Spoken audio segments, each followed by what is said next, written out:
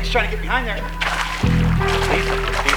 I like that, dude. That line, when you get that line, there we go. Like a guitar string, dude. It's a little better bass. So what we're doing here, well, not these ones up closer to the shore, but you look at all these pilings here.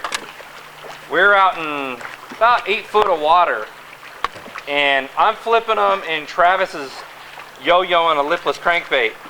What's critical when you flip a piling, let's say I flip it out there and it's 7 feet, I need to give him some slack and watch the bow in my line as it falls. I'm watching my line very closely to see if my line changes directions, or I see it jump real quick, or a little acceleration as it's dropping. Then I'll click over and reel down to feel if he's there. It's critical that you have that slack line so it can free fall right down the side of these pilings. You don't want it to pendulum away back at you. That's not really going to get you a lot of bites. That free fall down right into those shade pockets is what's going to get them to execute on that jig falling down. On a bait caster, you have to feed it. What you can do is, if you're pitching in there, finish with your rod tip really high, so when you drop, that's 6 or 7 foot of slack, or click over 1, 2, 3, give them a couple of big strips like that. Travis has got one. Yeah. I was doing exactly what you're talking about too. Yeah. I was matching up to the... He was demonstrating. That's nothing. Big one? Fish on. Oh, big one. It's fighting. Yeah, it's fighting. Look at that. There we go. Oh, that's got some weight on it, dude. So here's something to kind of take note to. When I'm fishing vertical structure, I'm trying to ask myself, are these fish relating to the cover, or are they really holding tight to it?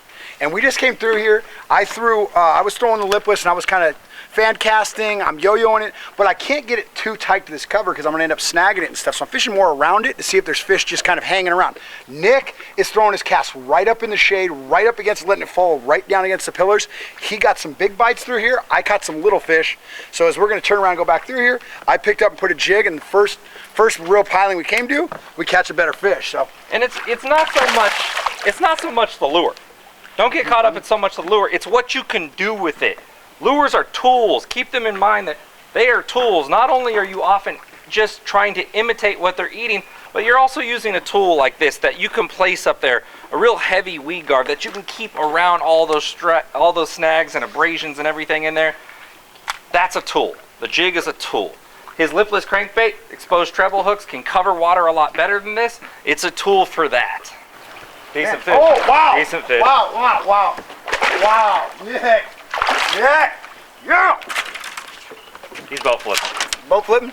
Yes. There's a boy! There's our first 5. That a boy! There we go. Yeah, she's probably just under. Nick, but a really nice fish. Where'd you get Still it? got blood on her tail, right there. Right in the shade. Pretty fish. Doo-doo.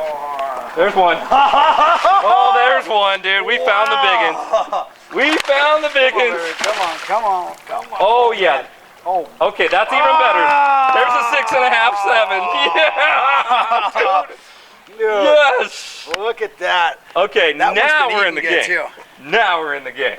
Yes, we haven't moved. We haven't moved. Nick caught his right there. I caught mine right there. And the reason we're going back through, we're moving at a good pace. You seen Travis fishing that lipless. Let's take a Facebook picture with this. You seen Travis moving that lipless through here.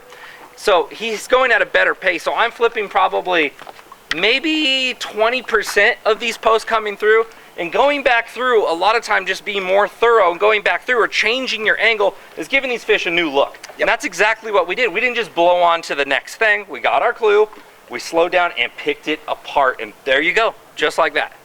One of the biggest mistakes I made for years and years was not capitalizing on windows of opportunity.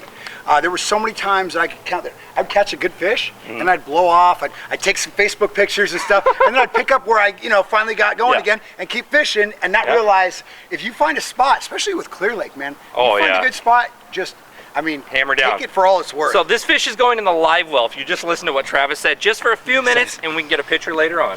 Ooh, I opened up my knuckle too. How did I do that?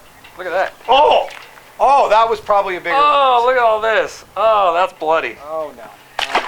Bloody? Oh, shit. Ay-ya, that's deep. Ooh. Okay, I'm just going to let that bleed out. Oh, big one. Woo-hoo.